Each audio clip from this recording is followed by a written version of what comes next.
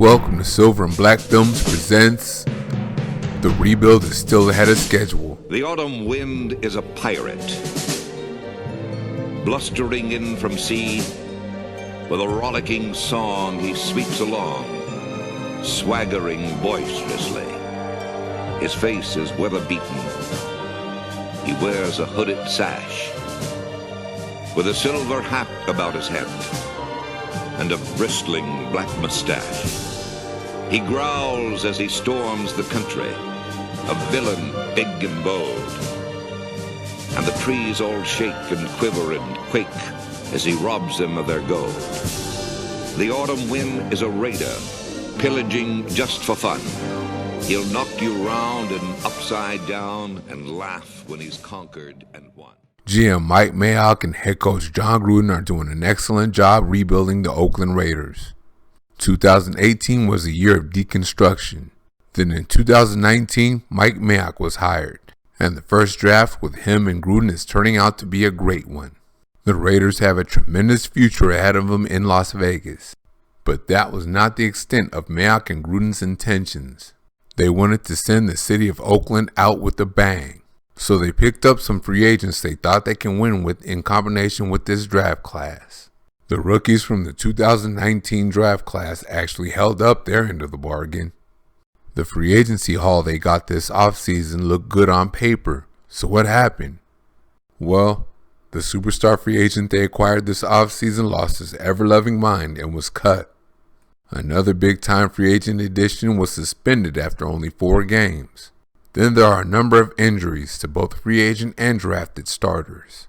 So this isn't the kind of year the Raiders want to leave Oakland with. But the rebuild is ahead of schedule. The offensive line is a solid unit. Despite all the injuries they've had throughout the year, they've been great in the running game, and they protect quarterback Derek Carr very well. But of course, the problems on offense start with receiver Antonio Brown getting himself ran out of Oakland. So the Raiders turned to fellow free agent receiver Tyrell Williams, and it worked out in the beginning. At 6'4", 205 with great speed, he can beat a defense over the top.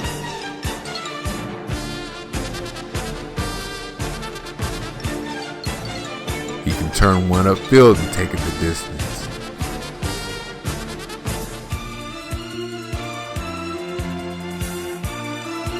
And he's a red zone threat, as he had 5 touchdowns in his first 5 games as a Raider. But now he has plantar fasciitis. Watch this play.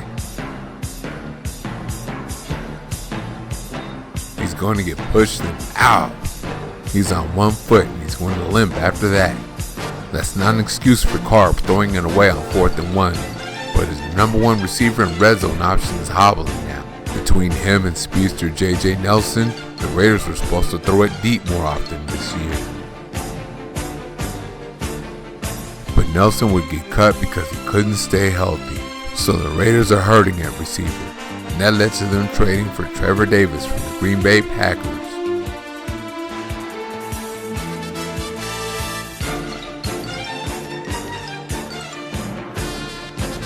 They also went out and got Keelan Doss, a player that they had already cut, signing him off the Jacksonville Jaguars practice squad.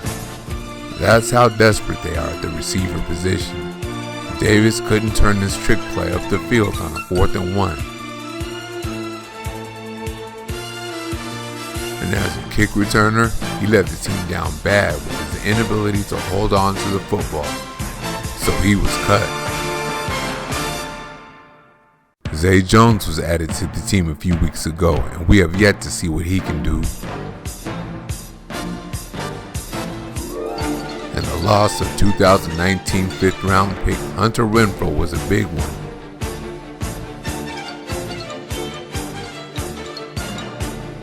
On 3rd and 5 or 6, he became Carr's go-to.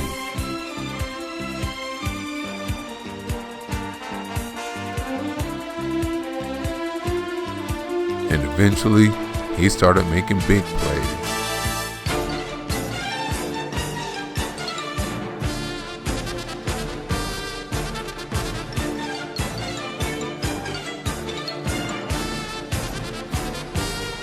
and he was excellent when needed in the scramble drill.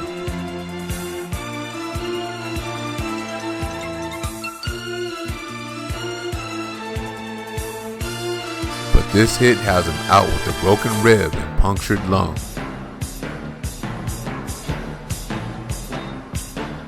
Here's another look at it.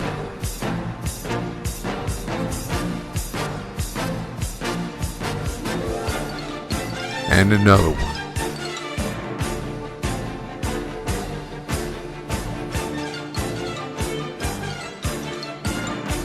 He tried to come back this week, but it didn't work out for him. Here's a 4th down throwaway, and this is not an excuse for Carr. Williams got injured and Waller got held on this play, and there really isn't anyone else working hard to get open. Again, this is not an excuse for Carr, who should have threw it up for someone. I'm just showing you the value of Renfro, who works hard to get open. With this quick little move right here, he gets separation. One good thing the Raiders have going is tight end Darren Waller, who is now the #1 receiver.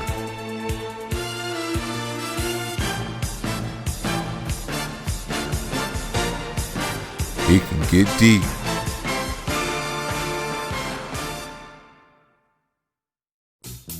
Run after the catch.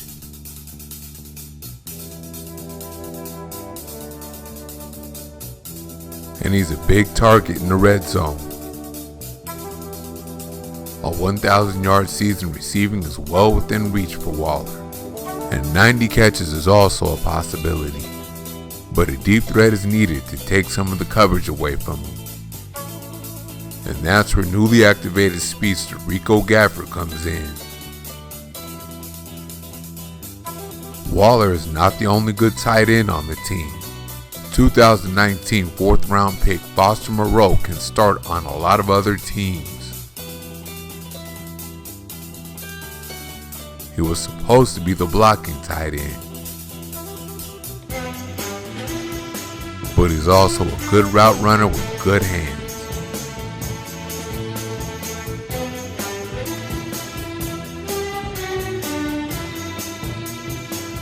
Combine that with the fact that he's 6'4", 250 and not afraid to take a shot over the middle, and you got yourself a red zone threat.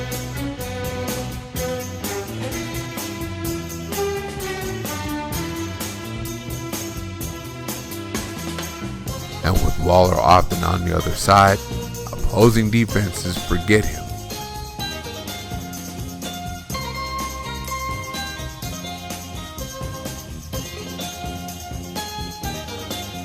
But on this play, Moreau was lost for the season with a knee injury. That looks horrible.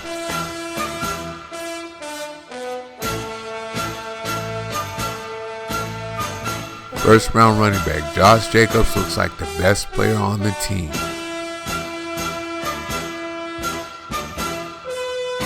He is both powerful and elusive.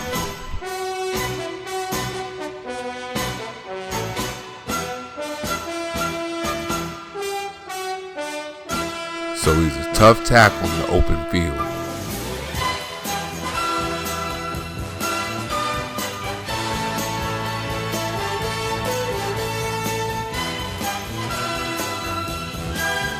He has great vision.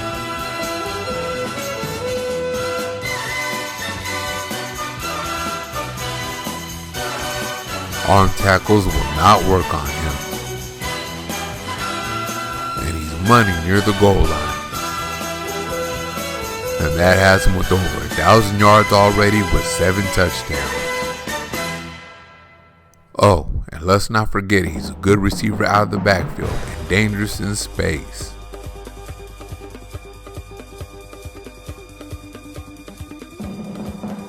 But he has a fractured shoulder blade, and when the team didn't let him play with it last week, he cried. You gotta love that. Defensively, the pass rush has improved with second-year defensive tackle Maurice Hurst.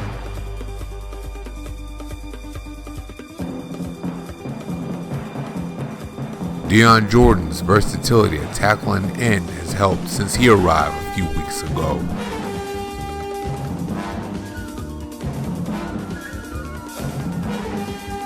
And even though he's not playing like a number 4 overall pick, Cleveland Ferrell is coming along at defensive end. And on the other end, 4th round pick Max Crosby is playing like he's the number 4 overall.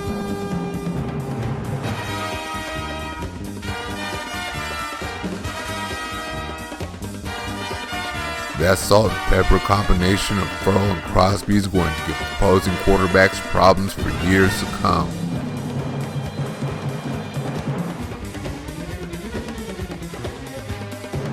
Free agent middle linebacker Vontaze Burfict is one of the best in his generation. He plays the run well. He can cover anything from running backs to receivers.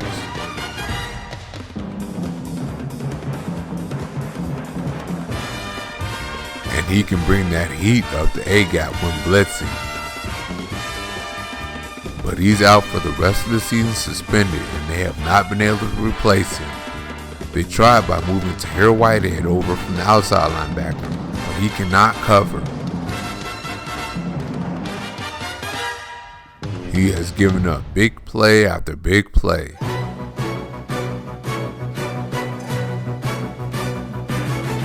When the game is on the line, you don't want him on the field when the other team is throwing. He's given up 13 yards per catch and 7 touchdowns so far.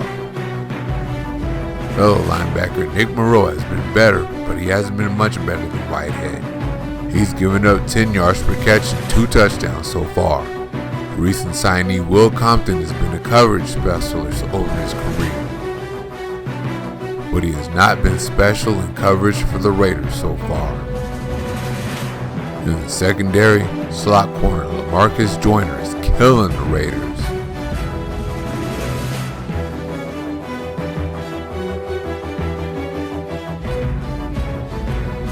I don't understand it. Since he's come to the dark side, he's done nothing but give up big play after big play.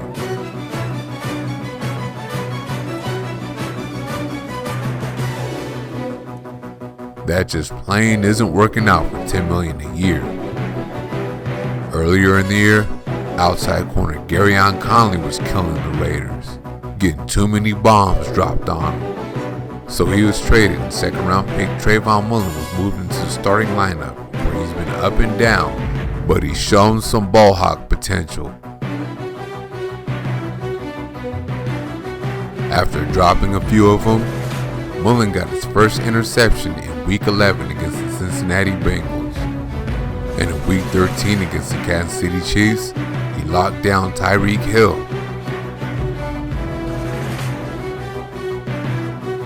With Mullen on him, Hill had 5 targets and only 2 catches for 19 yards.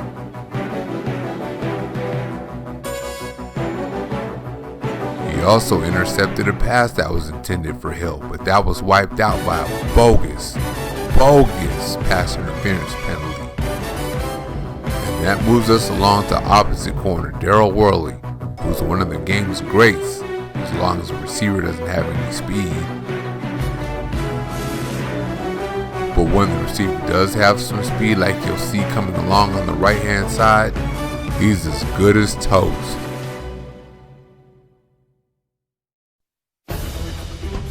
Fast receivers run away from him vertically,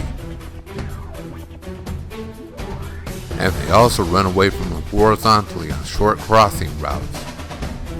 So the Raiders have plans on moving the 6'2", 215-pounder to strong safety. So who will take his place at corner? Will it be 4th round pick Isaiah Johnson?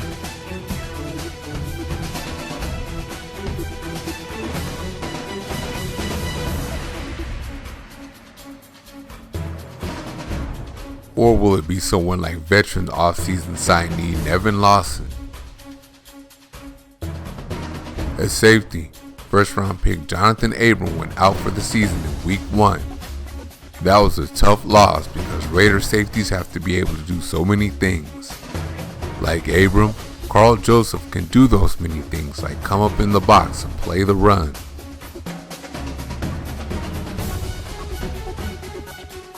He can rush the passer.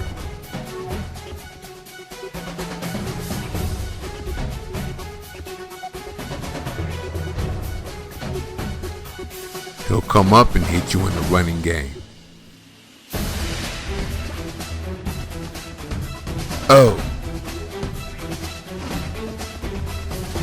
He'll come up and hit you if you catch a pass in his area too. Oh.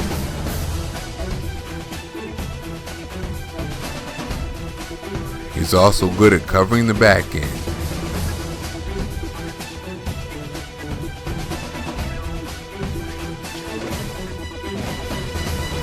And at 5'10", he figured out how to cover those big tight ends one-on-one.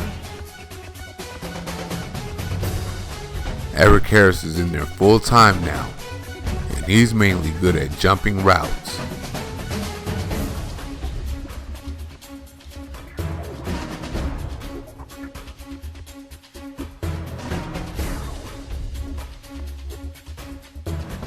But he's not so good on the back end as he often misses tackles and arrives too late to defend the deep ball.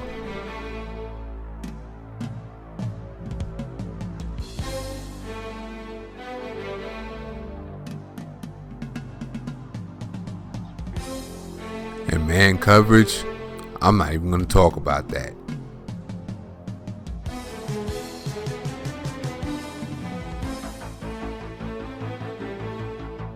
So the Raiders brought DJ Swearinger, who was supposed to be a do-it-all safety, on board.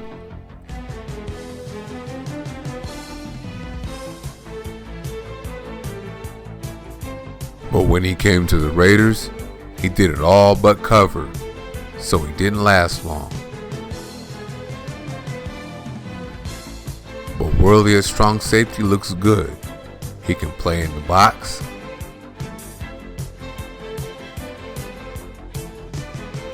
he can put some heat on the quarterback,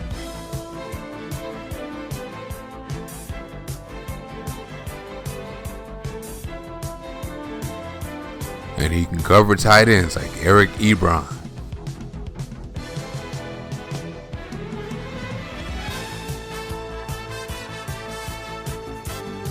Jack Doyle,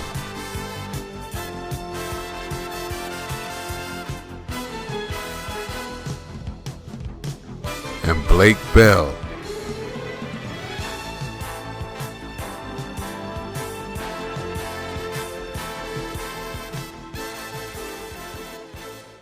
Even the great Travis Kelce, who you'll see coming from left to right, didn't have it easy when being covered by Worley. The Oakland Coliseum has one more go-round in it for the Raiders. There's a lot of tradition and history in that beat-up building. The building's beat up because it's had so many big games like the Sea of Hands and the Heidi Bowl, just to name two. So many great players have come through that tunnel. And for the last time, the Raiders will be coming through that tunnel Sunday.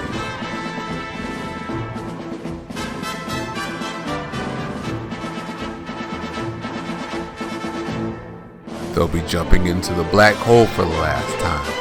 And hopefully, they'll be celebrating a win with Gruden for the last time. This season isn't what he wanted due to injuries, suspension, and insanity. But the rebuild is still ahead of schedule. Thank you for watching. See you next week.